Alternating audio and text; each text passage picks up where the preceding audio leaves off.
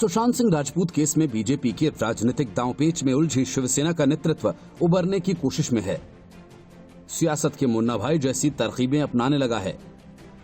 ऐसा लगता है जैसे उद्धव ठाकरे की शिवसेना मुन्ना भाई वाले अंदाज में ही विनम्र बनने की कोशिश कर रही है, जो कुछ और नहीं बल्कि एक मुखौटा भर है।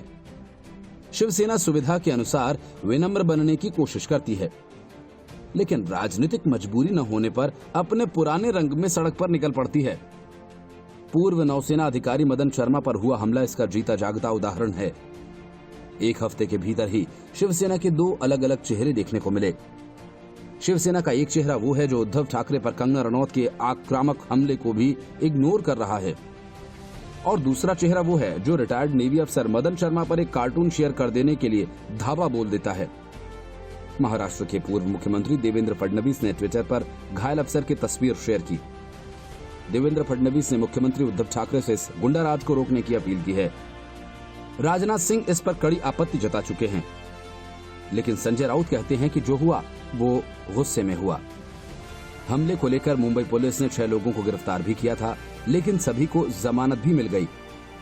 बताते हैं कि कोरोना महामारी की गाइडलाइन को देखते हुए जमानत दी गई है। ये जमानत 5,000 रुपए के निजी मुचलके पर मिली। ये न तो बीजेपी और न ही अफसर के घर वालों को मंजूर है। मुंबई में एडिशनल सीपीएस के दफ्तर के बाहर बीजेपी कार्यकर्ता प्रदर्शन कर रहे हैं और उसमें शिव सैनिकों के हमले में घायल अफसर की बेटी भी शामिल है। ये लोग अफसर पर हमले के सभी आरोपियों को गिरफ्तार करने की मांग कर रहे हैं। पुरानी आदतें बड़ी मुश्किल से जाती हैं। शिवसेना की तरफ से कंगना रनौत के मामले में विनम्र बनने की जो कोशिश की जा रही है, और वो महज दिखावा ही लगता है। एक बार ये सीन ध्यान से देखिए, आसानी से समझ में आ जाएगा कि कैसे शिवसैनिक एक ही वक्त में 2 मामलों में अलग अलग व्यवहार कितनी आसानी से कर लेते हैं। शर्त सिर्फ मकसद का है जो अलग होना चाहिए।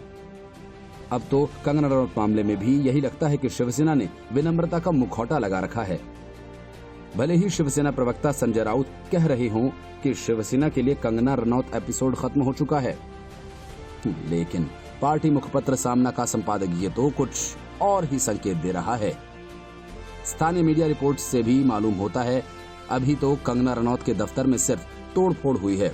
आने वाले दिनों में बीएमसी के जरिए पूरा घर ही गिराने के उपाय खोजे जा रहे हैं। हालांकि 22 सितंबर को केस की बॉम्बे हाईकोर्ट में सुनवाई के बाद कुछ ऐसा वैसा हो सकता है, क्योंकि तब तक तो स्टे ऑर्डर्स हैं। शरद पवार ने भी यही कहा कि कंगना रनौत के दफ्तर पर हुई कार्रवाई का महाराष्ट्र की गठबंधन सरकार से कोई वास्ता नहीं है। वो तो सिर्फ कॉरपोरेशन यानी बीएमसी का मामला है। संजय राउत भी कह चुके हैं कि अदालत में भी बीएमसी ही अपना केस लड़ेगी और जवाब देगी कि कंगना रनौत के दफ्तर पर किस वजह से एक्शन लिया गया। कंगना रनौत को लेकर संजय राउत के बयान और सामना के संपादकीय में काफी विरोधाभास नजर आता है। सामना के संपादकीय में तो ऐसा लगता है जैसे शिवसेना बीएमसी के एक्शन को लेकर चौतरफा घिर जाने के कारण खामोशी अख्तियार कर लिए हो और सही मौके का इंतजार कर रही हो। संपादकीय से तो ऐसा लग रहा है कि कंगना रनौत को साफ साफ धमकी भी दी जा रही है। सामना के जरिए शिवसेना की तरह से कंगना रनौत को नसीहत देने की कोशिश की जा रही है। जल में रहकर मगरमच्छ से बैर नहीं रखते, मतलब तो यही हुआ कि कंगना रनौत मुंबई में शिवसेना से दुश्मनी मोलकर चैन से नहीं रह सकती। यानी कंगना रनौत को समझ लेना चाहिए कि जो कुछ भी कंगना रनौत ने बोला है या अब वो भी बोल रही हैं, शिवसेना हर बात का पूरा हिसाब रख रही है और भविष्य में ये सब कंगना रनौत के लिए मुश्किलें खड़ी कर सकती है। Bureau report, news of India.